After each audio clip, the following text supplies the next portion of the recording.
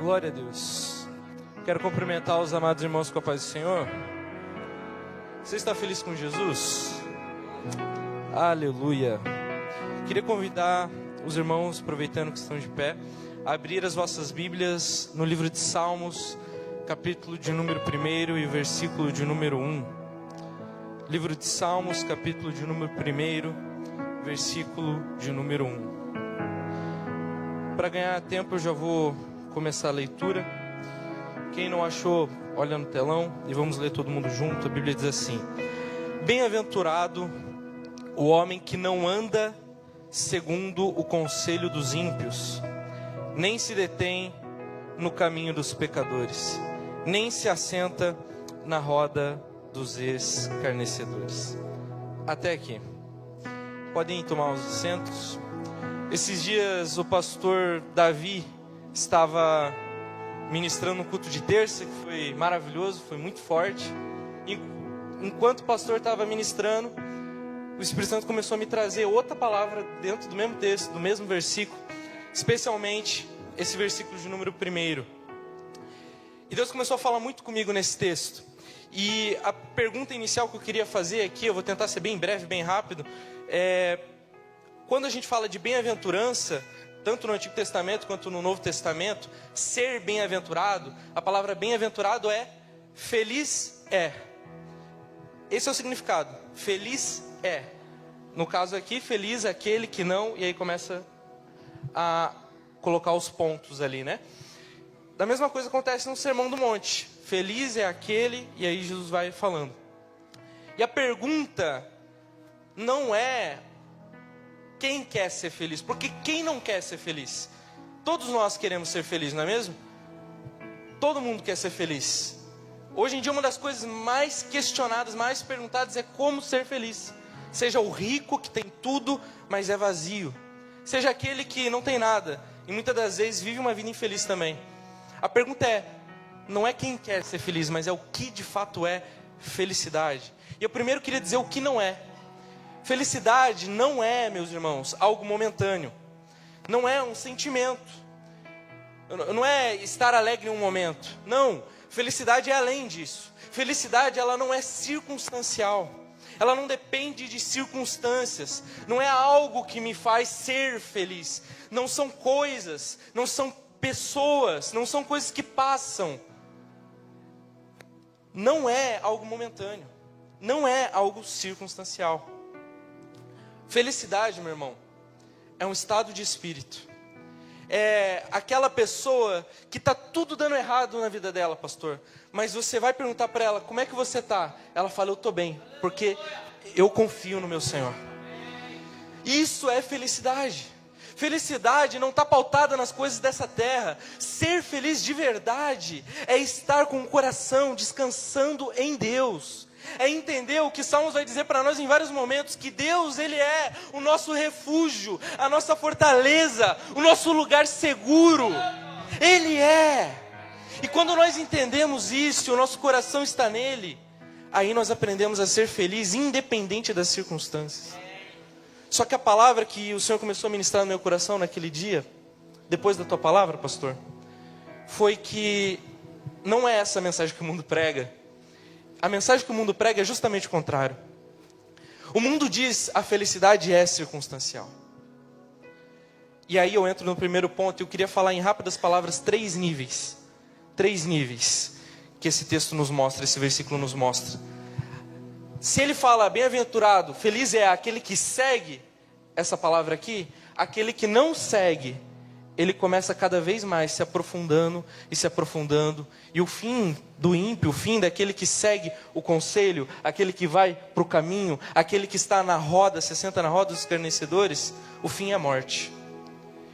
E aí eu te digo uma coisa, meu irmão, e eu me incluo nisso. O que a Bíblia fala para quem está de pé? Cuide para que não caia. E é por isso que o primeiro nível, ele fala assim, o homem que não anda segundo o quê? Segundo o quê? O conselho dos ímpios.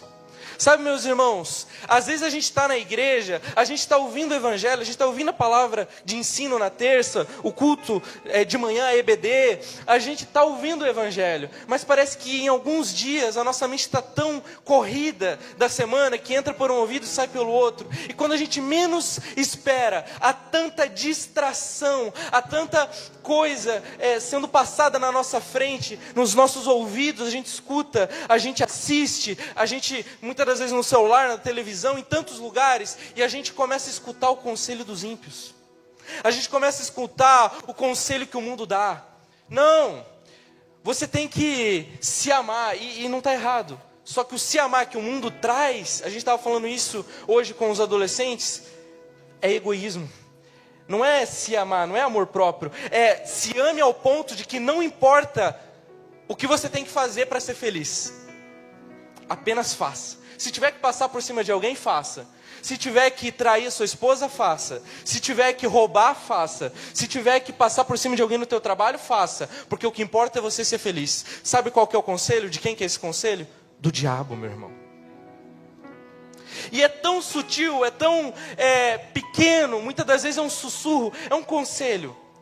Ele não vai chegar com um chifre, aquele rabo, aquele tridente que nem a gente vê por aí em filmes e desenhos, não.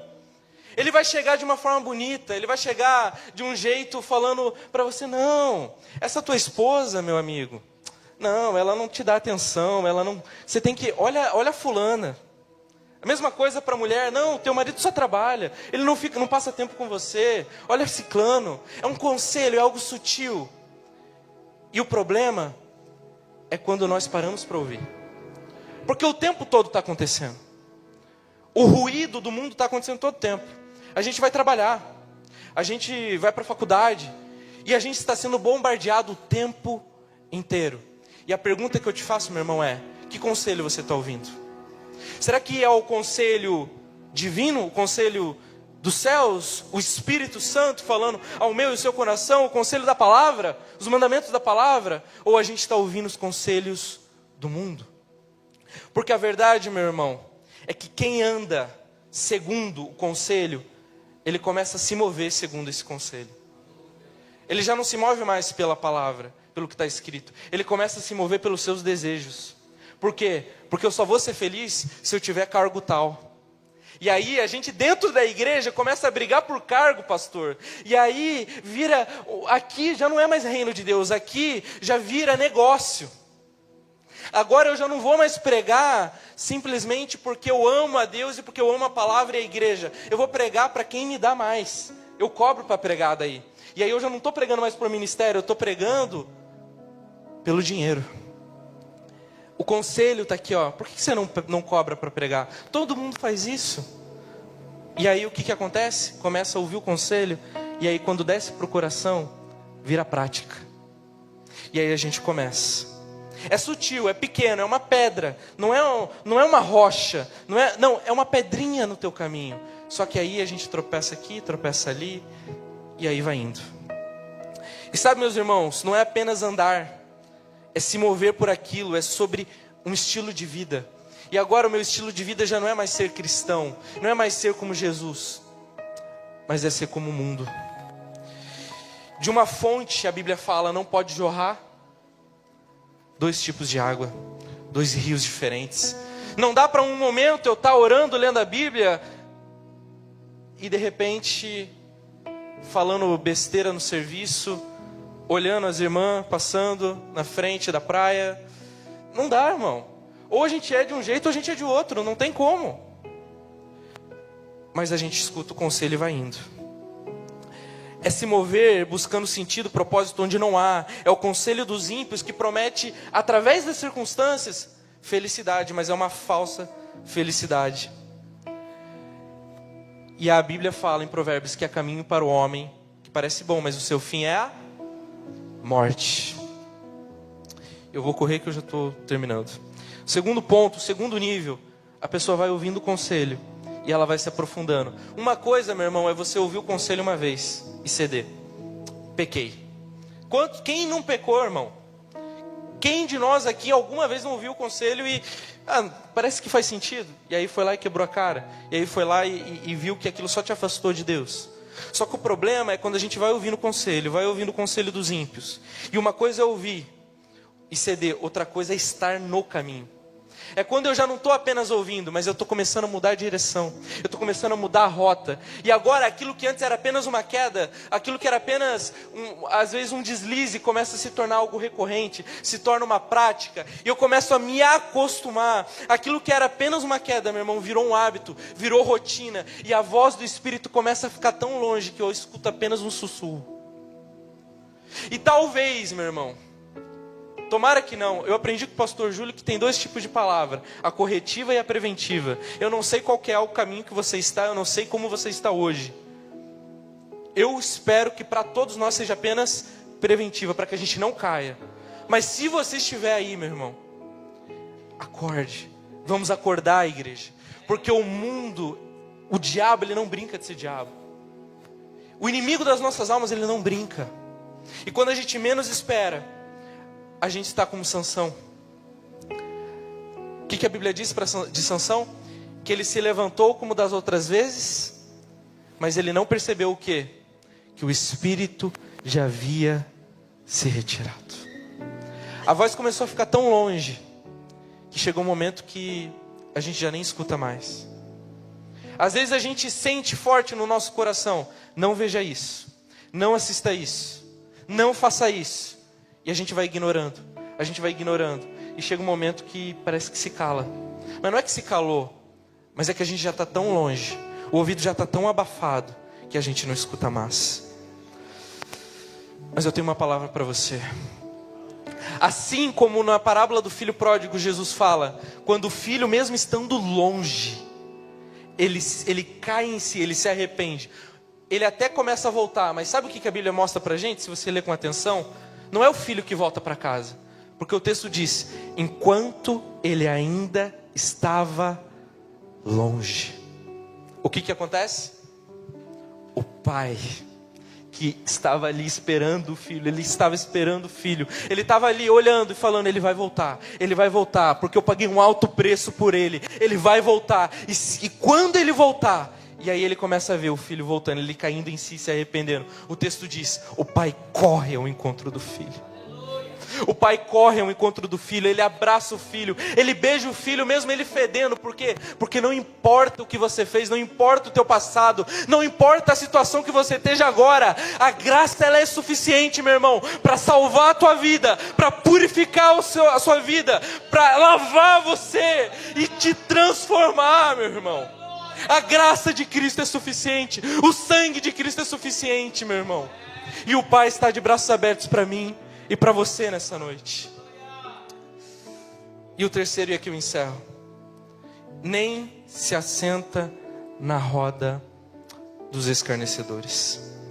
Ah, meu irmão, se estar no caminho, se primeiro ouvir o conselho, já é ruim. Estar no caminho é se acostumar. Assentar na roda é permanecer, é fazer morada. E meu irmão, já não é mais uma ação recorrente, é um hábito. E sabe de uma coisa? Hábito gera habitação. Porque padrão de pensamento modela comportamento. Comportamento autoriza intervenção espiritual. Sabe qual que é a brecha que você abre para o diabo entrar na tua casa? Muitas das vezes não é uma música, muitas das vezes não é um filme que você olha e fala: nossa, tem um monstro. Não, às vezes não é isso, irmão. Porque o bem e o mal existe. E a gente tem que entender isso. E às vezes um filme representa o bem e o mal. E a gente olha e fala: é o diabo. O diabo está entrando na casa de fulano. Mas a gente não vê que o diabo muitas das vezes está entrando através de pecados. Através de coisas que a gente esconde. Às vezes coisas que esconde do cônjuge. Às vezes aqueles pecados de estimação. E aí a gente vai se acostumando, a gente vai dando legalidade. E de repente quando a gente vê, a gente está aqui no culto pedindo oração para o pastor, porque tem algo que a gente não consegue vencer. Por quê? Porque a gente foi dando legalidade. Irmão, hábito gera habitação. Me diga quais são os seus hábitos e eu te direi quem habita em você. Se o Espírito Santo de Deus habita em nós, a casa tem que estar limpa, meu irmão. Se o Espírito Santo habita em nós, a nossa casa tem que ser um ambiente onde Ele queira habitar, onde Ele se sinta à vontade. Espírito Santo, quer mudar as coisas de lugar? Mude. Por quê? Porque você não é um visitante. Eu quero que você habite. Nós queremos que o Espírito Santo habite, sejamos habitação. Porque deixa eu te dizer uma coisa, meu irmão. A roda de escarnecedores é comunhão com demônios. Quando nós aceitamos entrar numa roda e conversa com ímpios e falando só aquilo que fere o evangelho, a gente não está falando só com pessoas, a gente está sentando numa roda de demônios. E a gente começa a compactuar com demônios. E agora, a nossa companhia, porque a palavra aqui de assentar na roda, a palavra aqui no hebraico, ela tem esse sentido também de companhia. E a companhia já não é mais o Espírito Santo. Agora é demônios. Você se vê sem forças para voltar, para orar. Já está enraizado. Não é apenas um conselho, não é apenas um caminho que você volta atrás. Você já virou habitação. E aqui, meu irmão, sabe o que pode acontecer? Sabe o que pode mudar tudo?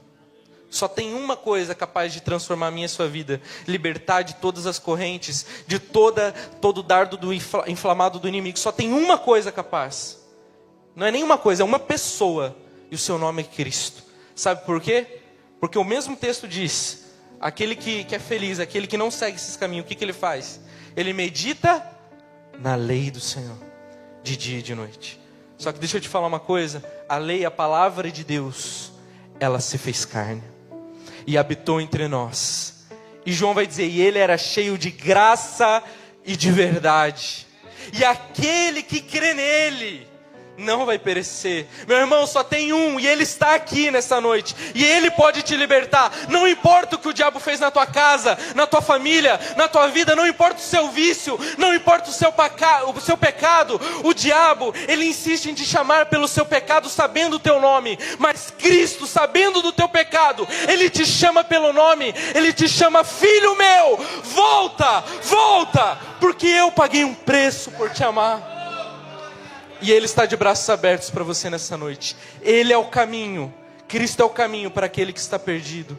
Ele é a verdade que liberta. E Ele é a vida para aqueles que estão mortos. Agradeço a oportunidade em nome de Jesus. Vamos se pôr de pé.